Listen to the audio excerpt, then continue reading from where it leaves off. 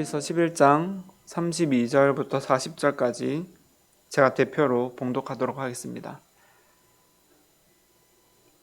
내가 무슨 말을 더하리요? 기드온, 바락, 삼손, 입다, 다윗 및 사무엘과 선지자들의 일을 말하려면 내게 시간이 부족하리로다.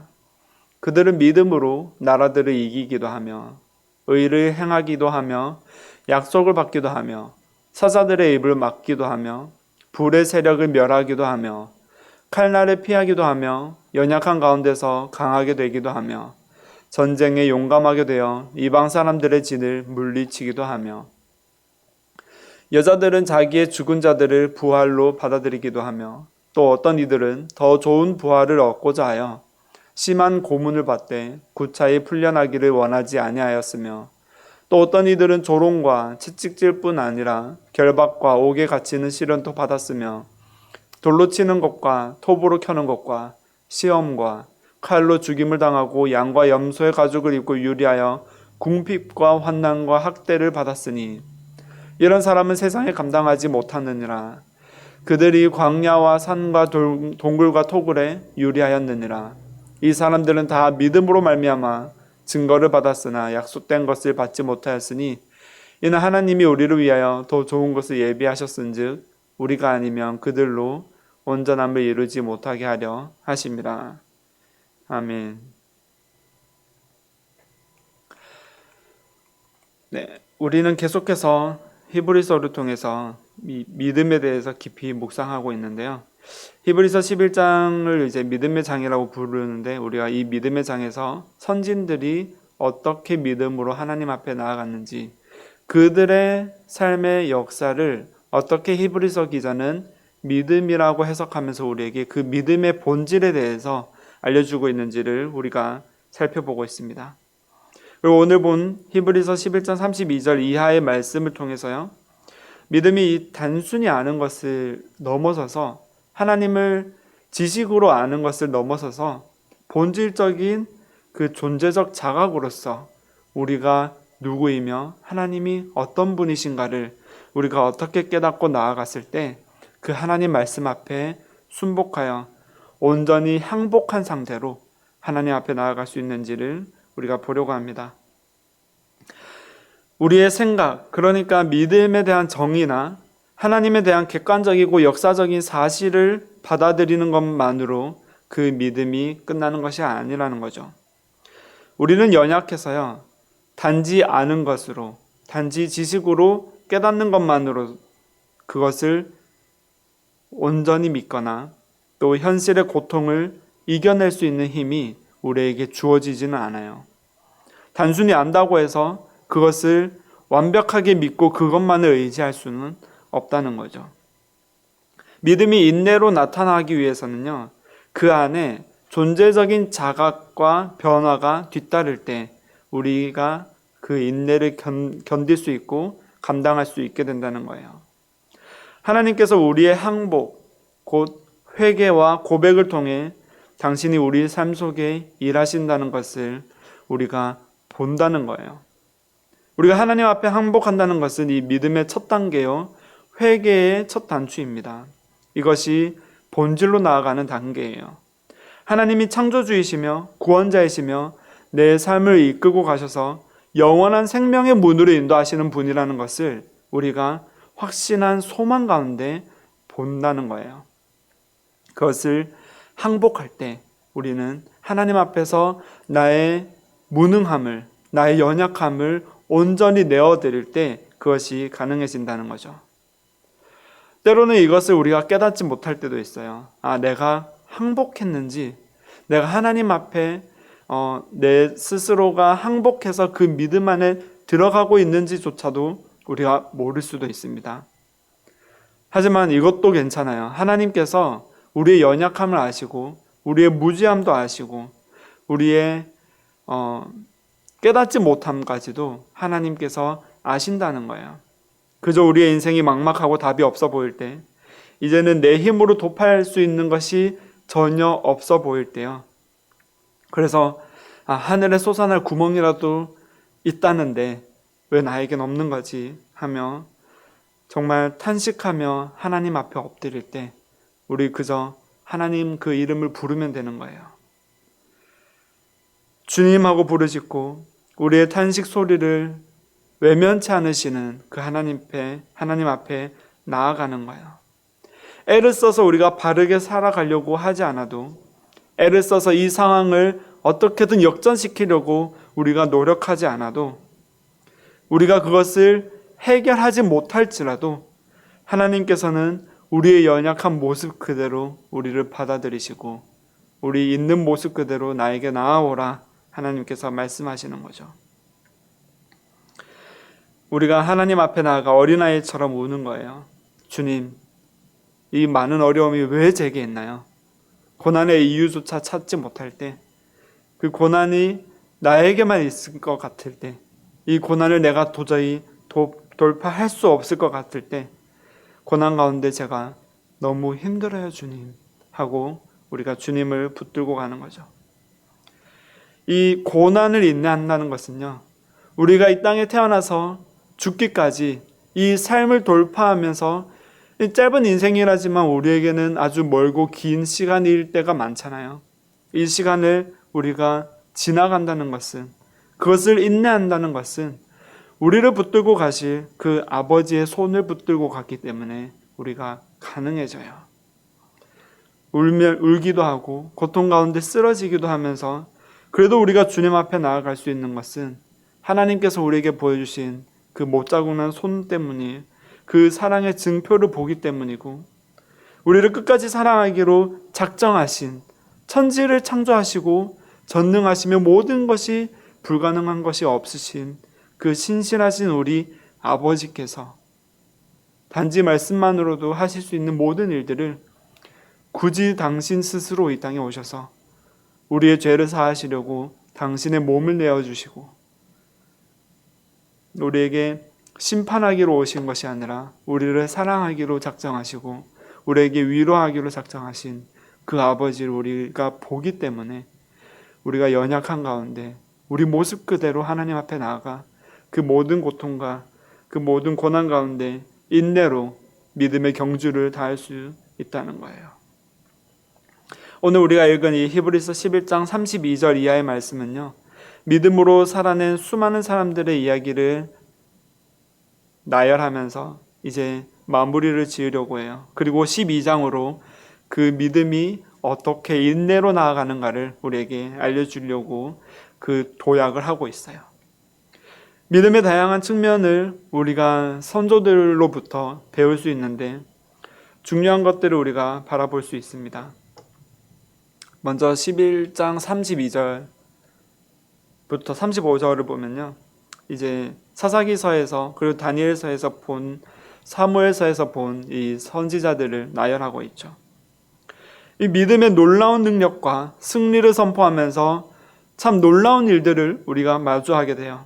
여기 등장하는 인물들 기드온, 삼손, 다윗 등은 각자 그 인생의 큰 난관에 부딪혔을 때 우리가 상상할 수 없는 힘과 생각과 경험들로 이 세상을 이기는 것을 우리가 볼 수 있어요. 오직 하나님만을 의지하며 하나님 앞에 나아갔을 때 하나님이 말씀하신 그대로 그들이 의지하고 순종했을 때 나타난 일들인데요. 기드온은 불과 300명의 용사로 미디안의 대군을 물리쳤고요. 다니엘은 사자굴에서 살아서 돌아오고요. 다니엘의 세 친구는 풀무불 속에서도 머리털 하나 상하지 않았어요. 심지어 죽은 자가 다시 살아나는 부활의 역사까지도 구약에서도 일어나고 있어요. 예수님이 없던 시절에요. 엘리야 때 사르밧 과부가 아들이 죽었다 다시 살아나는 것을 보았고요. 엘리사는 수넴 여인의 죽은 아들이 살아나는 것을 경험했어요. 이 모든 기적의 공통점은 무엇일까요? 인간의 한계를 뛰어넘는 것이죠. 인간의 한계를 뛰어넘고 우리가 평소에 경험하지 못했던 것을 우리는 기적이라고 해요. 보이는 세계 너머에 그 보이지 않는 세계의 어떠한 힘에 의해서 이루어지는 것들을 우리가 보게 하시고 맛보게 하신다는 거예요. 이를 통해서 하나님께서는 하나님의 살아계심, 보이지 않는 너머에 있는 하나님의 나라의 존재에 대해서 우리에게 알려준다는 거예요. 하나님의 존재와 하나님의 전능하심, 그리고 하나님이 이 땅을 계속해서 이끌고 가시는 그 하나님의 원리들을 바라보게 하신다는 거죠. 그들의 믿음을 단순히 하나님은 하실 수 있구나 라는 단순한 지적인 동의로서 이 기적들을 우리에게 보여주는 것이 아니에요. 이들이 이것을 경험하고 이것이 전래되어서 우리에게 나타나고 있고 우리가 그것을 바라볼 수 있게 되는 것은 하나님의 존재에 대한 확신 가운데 나아가라는 거예요. 너희가 보는 것이 다가 아니야. 너희가 보는 것 이 너머에 우리가 기적이라고 하는 보이지 않는 세계의 그 존재, 그 하나님의 존재를 너희가 인지하라는 거예요. 자신의 모든 것을 맡기고 하나님 앞에 항복하는 존재로서 우리가 그 하나님의 임재하심 앞에 나아가야 한다는 거죠.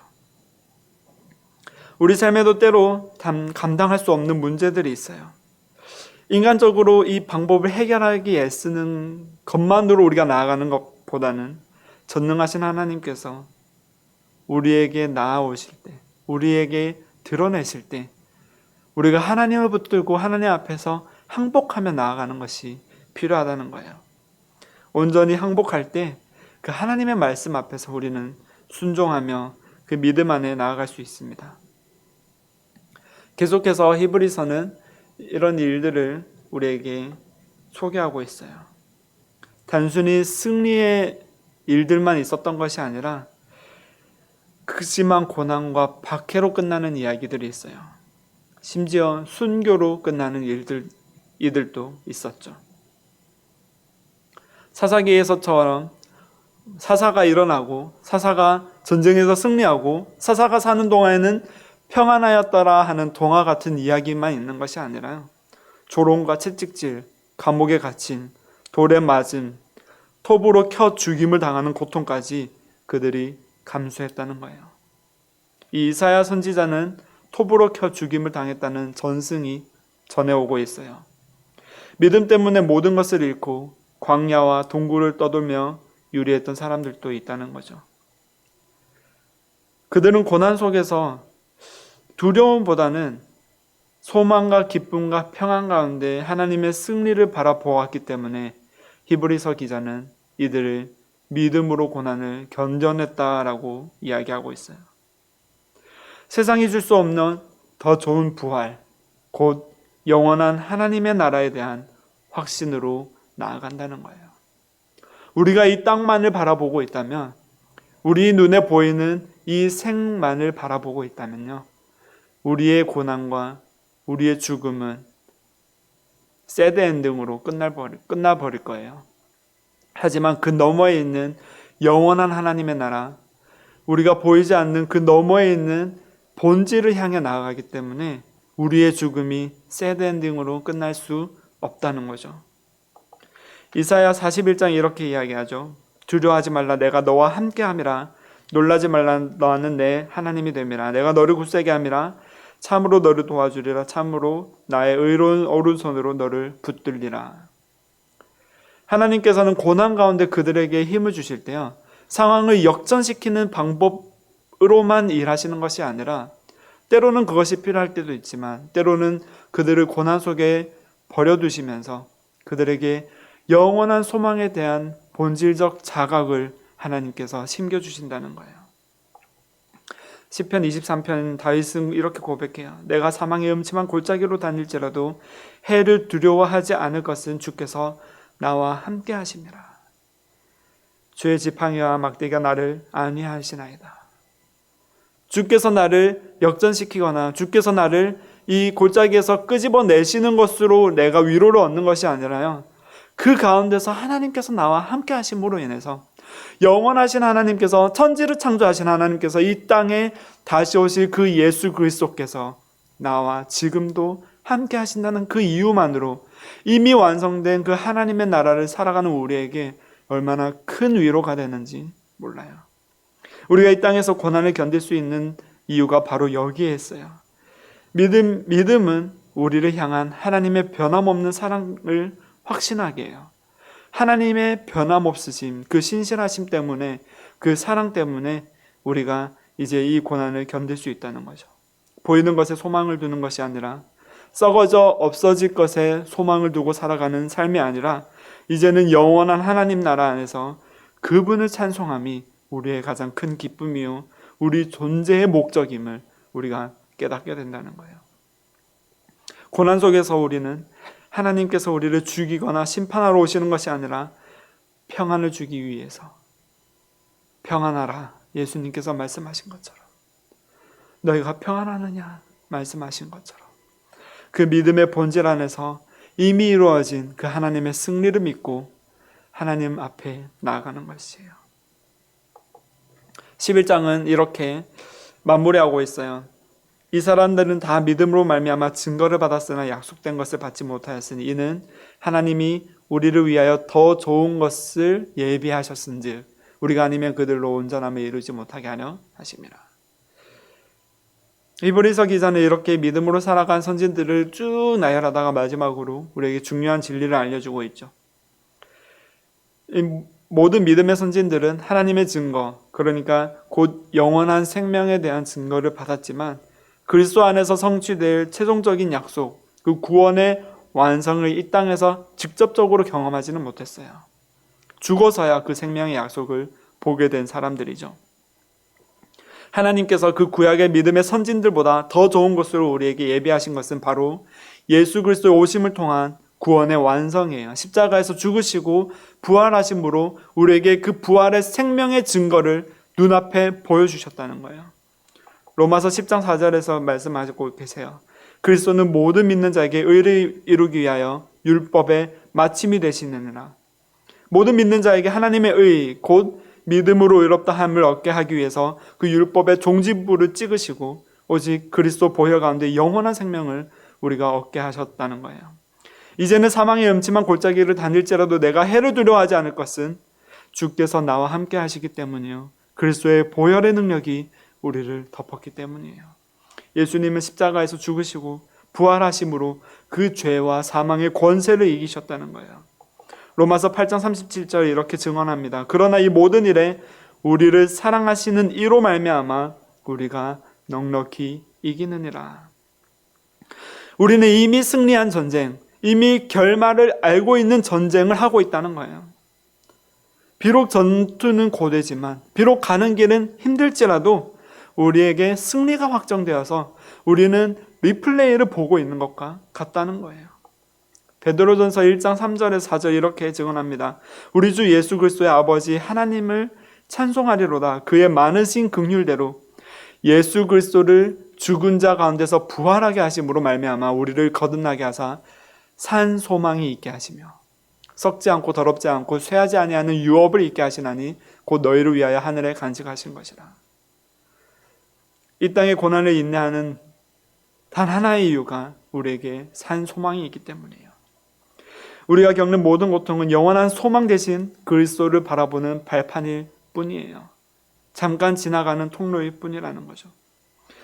우리는 보이는 이 세계의 내용들을 벗어나서 보이지 않는 하나님의 나라를 소망하며 나아가는 거예요. 이것이 믿음의 본질입니다. 오늘 우리 삶에 어떤 고난이 있나요? 경제적 고난, 아니면 육체적 고난, 가족의 문제로 인한 고난, 전 세계가 흔들리는 것에 대한 어떤 두려움에 대한 고난, 어떤 두려움이 여러분을 짓누르고 있거나 걱정하게 하고 있어요. 우리는 이것을 기억해야 돼요. 우리가 아는 것만으로 우리가 어떤 노력을 해서 무언가를 이루어냄으로써 이 고난을 완전히 이겨낼 수는 없다는 거예요. 그러면 우리는 하나님 앞에 나아가서요. 주님, 저는 할 수 없어요 하고 항복하고 완전히 서렌더하고 넘어져서 하나님 앞에 의지해야 된다는 거죠.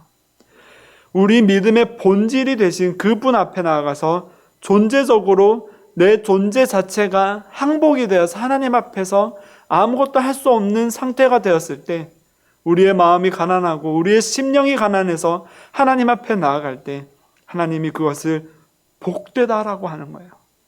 우리의 그 존재 자체가 복이라는 거예요. 이제는 하나님을 의지할 수밖에 없는 존재가 되었을 때 하나님께서 그것을 복이라고 하시는 거예요. 너희가 지금은 여전히 고난을 통과하고 있고 너희가 불가능해 보이고 이것이 복이 아니어 보일지라도 내 눈에 너는 복이다. 우리의 모든 것을 하나님께 내어드리고 그분의 승리를 믿는 이 믿음만이 우리를 고난 가운데 인내하게 하고 소망과 기쁨과 평안 가운데 살아가게 한다는 거예요. 하나님께서는 이미 모든 것을 이루셨어요. 예수 그리스도를 통해 죄와 사망을 이기셨고 우리에게 영원한 생명을 주셨습니다. 이미 이루어진 이 하나님의 승리하심을 믿고요. 우리의 삶을 온전히 하나님께 내어 맡기고 하나님 앞으로 나아가는, 그리하여 두려움보다는 소망으로, 절망보다는 평안 가운데 충만한 삶을 사는 우리 모두가 되기를 주의 이름으로 축복합니다.